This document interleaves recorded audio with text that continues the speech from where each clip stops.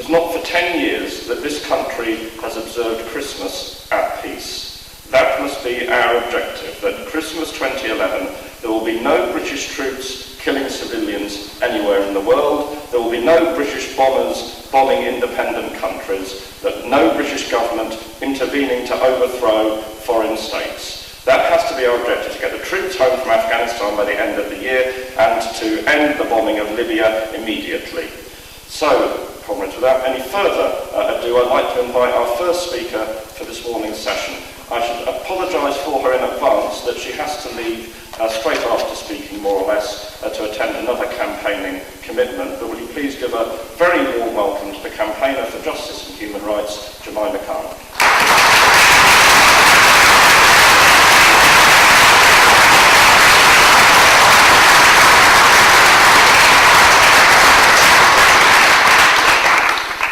Thank you. Morning, everyone. Thank you for coming here on a Saturday morning, and thank you to Stop the War Coalition for asking me, and specifically for not making me go after Tariq Ali or George Galloway. Who can follow George Galloway? So, as Andrew said, October this year, it'll be 10 years since we first invaded Afghanistan. That'll make it the longest war in US history. And it's time for us to look at what we've achieved there and at what cost. So a few of the figures.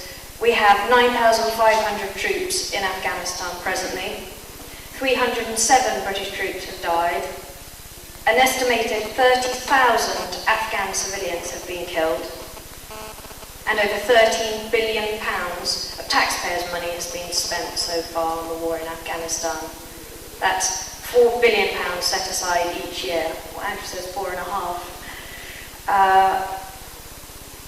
Our credibility and our reputation in the Muslim world couldn't be any lower than it is now.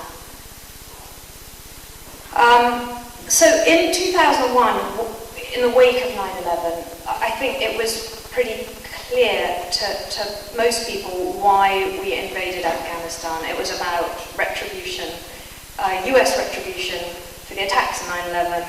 It was to root out those responsible. Regime change and overthrowing the Taliban was a byproduct. But in the decades since, it's the reasons why we're there have become more and more convoluted and unclear.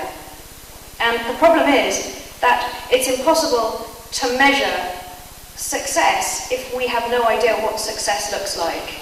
I mean, Osama bin Laden is dead, but Al-Qaeda is still alive and thriving, as is Osama's special brand of jihadism, and as is Al-Qaeda ideology. Al-Qaeda can operate anywhere now, not just in Afghanistan, but anywhere from Peshawar to Bradford. And meanwhile, every politician in the UK has a different definition of what victory in Afghanistan looks like. Gordon Brown told us that we were there to make London streets safer, and that was echoed by Defence Secretary Liam Fox, who said that we're there so that the British people don't feel threatened. Well, if that's the goal, we failed, because the war hasn't made London streets safer or the streets of New York any safer. In fact, could be argued it's made them more dangerous. The toppling of the Taliban didn't prevent the 7/7 bombers, our homegrown terrorists who cited the wars in Afghanistan and Iraq as their motivation. Neither did it prevent the Al-Qaeda attacks in Madrid in 2004 or the attempted attack in Times Square last year. More to the point, though, there's never been a shred of evidence that suggests that the Taliban wanted or ever wanted to conquer Britain, any more, frankly, than Saddam Hussein did. The Taliban didn't have the capability, and arguably it didn't have the inclination. Since 2002, there hasn't been a single terrorist plot that can be traced back to Afghanistan. Development Secretary Andrew Mitchell gave another reason for why we're there. He said it was about nation building, about building a functioning state in Afghanistan. Well, again, if that's our goal, we've spectacularly failed, Karzai's government, according to Transparency International, is the second most corrupt government in the world. Opium production is up 150% and now accounts for 90% of the heroin on our streets today. Up 150% since the fall of the Taliban. And even if we invested in Afghanistan for 20 years, we'd be unlikely to ever get it even to the levels in terms of police and civil service and courts to the same level as neighbouring Pakistan. After 30 years of war, the infrastructure is non-existent. And, of course, the Taliban is now resurgent and effectively in control of 2/3 of the country. UK and US governments say that we'll withdraw by 2015, but they say that they will do that if Afghan forces are able to defend themselves. Well, that's a joke, because everyone knows that Karzai's government, the minute US NATO troops pull out, is gone. And he's got no remit outside, no authority outside of Kabul. I suspect the minute that NATO troops leave, he'll be house hunting in Marble Arch, to try and find a house next to his old friend and neighbour, President Musharraf. And if the situation in Afghanistan weren't bad enough, you've got the war spilling over into neighbouring nuclear-armed Pakistan, which has been badly destabilised and now has its own Taliban, which it never had before. Not so long ago, probably the worst you could say about Islamabad, which is where I lived in Pakistan for 10 years, but in Islamabad for 5, and probably the worst you could say about Islamabad is that it was a little bit dull. You know, it was kind of ideal family posting, kind of clean and green, but, you know, not the most fascinating place to live. And I went back there last year, and our house that we used to live in, 100 yards away, there'd been a suicide attack, 4 people had been killed. Going a mile down the road, and this is a diplomatic, safe city, this is one of the safest cities in Pakistan. Going a mile down the road, you have to go through countless checkpoints manned by armed policemen. It's just unrecognisable. It's a completely different place now. And it's a place where politicians and journalists are gunned down for speaking the truth or trying to stand up for minorities. And as I said, before 2002, the Taliban didn't even exist in Pakistan, and suicide bombs were unheard of. Last year, on the other hand, 11,585 people were killed in Pakistan as a result of terrorist incidents. 11,585 people, and 80 of those were suicide attacks. Pakistan is one of America's only allies that it consistently bombs. And in return, for the $1 billion it gets in military aid every year, Pakistan's leaders turn a blind eye. The WikiLeaks cables revealed how Prime Minister Gilani had said to the American ambassador, Patterson, yes, you can drone us and we'll make a bit of a fuss in the National Assembly, but then we'll ignore it, so just keep going, keep doing it. And because of that, there were 118 drone attacks on Pakistan's tribal areas last year alone. Incidentally, droning is now a verb in Pakistan.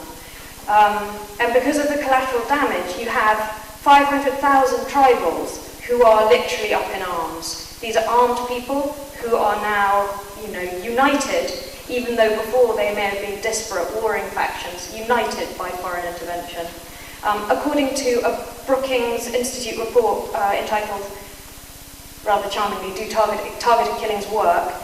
For every 1 militant killed by targeted strikes, 10 or so civilians die. 10 or so.